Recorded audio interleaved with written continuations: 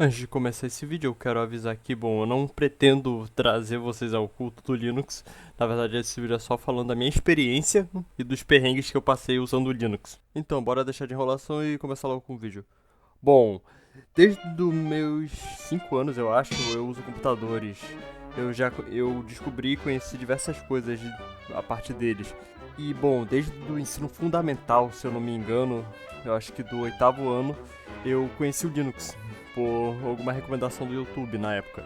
E bom, eu sempre tive vontade de usar, só que eu sempre tive medo por diversos motivos, como a falta de conhecimento técnico e medo de testar coisas novas.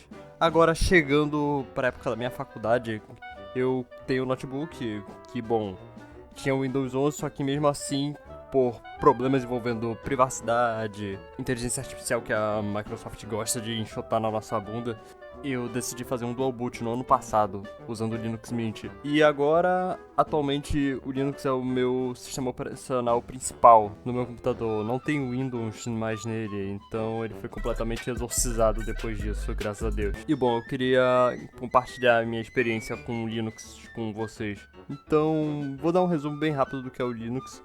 Bom, o Linux é um sistema operacional que é baseado no kernel Linux, que um kernel, para quem não sabe, é a base do sistema operacional que roda os programas do nosso computador. Ele foi criado por Linus Torvalds, um finlandês que não tinha nada o que fazer, então resolveu fazer um kernel de sistema operacional para entender melhor sobre sistemas operacionais. E daí ele disponibilizou ele na licença de software livre, que permitiu assim que qualquer um criasse a sua versão de Linux. Isso gerou as distros Linux. E, bom, tem Linux pra tudo quanto é gosto. Tem Linux que são pra pessoas que acabaram de migrar do Windows, como o Linux Mint Zorin.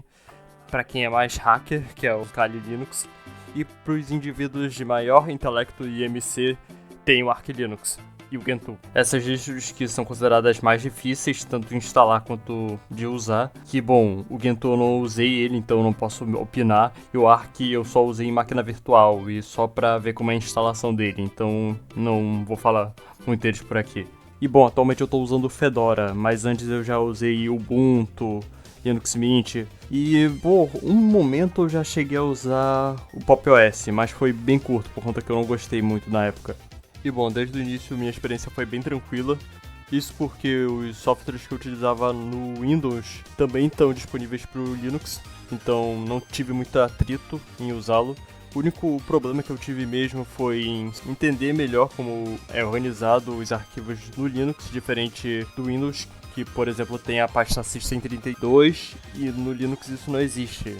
O equivalente seria a pasta raiz, só que a forma como ela é estruturada é diferente. Além disso, eu tive que aprender um pouco de terminal.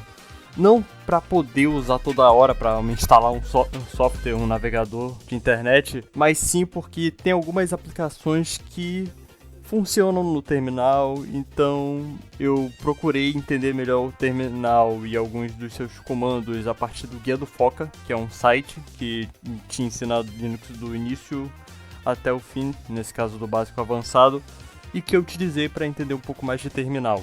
Mas lembrando que não é obrigatório usar terminal, e sim, isso é só uma escolha própria minha.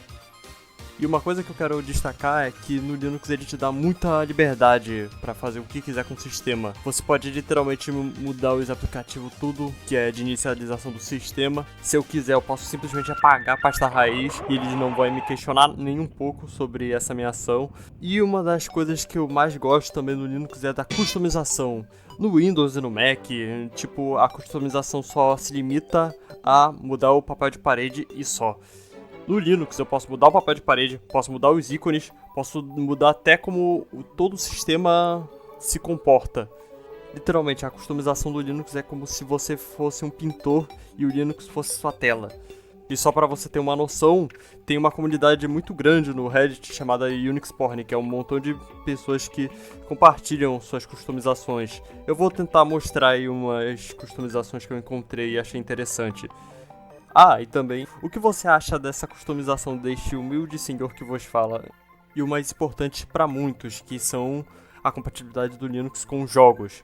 Bom, no passado, jogar jogos no Linux era como tirar leite de pedra. Literalmente ia ter que fazer um monte de compatibilidade com Wine. Mas atualmente está muito fácil por conta da Steam com Proton, tendo apenas algumas restrições a jogos online por conta de anti-cheat. Tirando isso, jogos single player, emuladores, dá pra rodar super bem no Linux.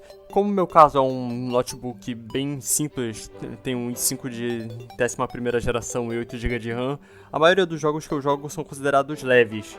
Mas eu já consegui rodar jogos como Repo e Peak nele.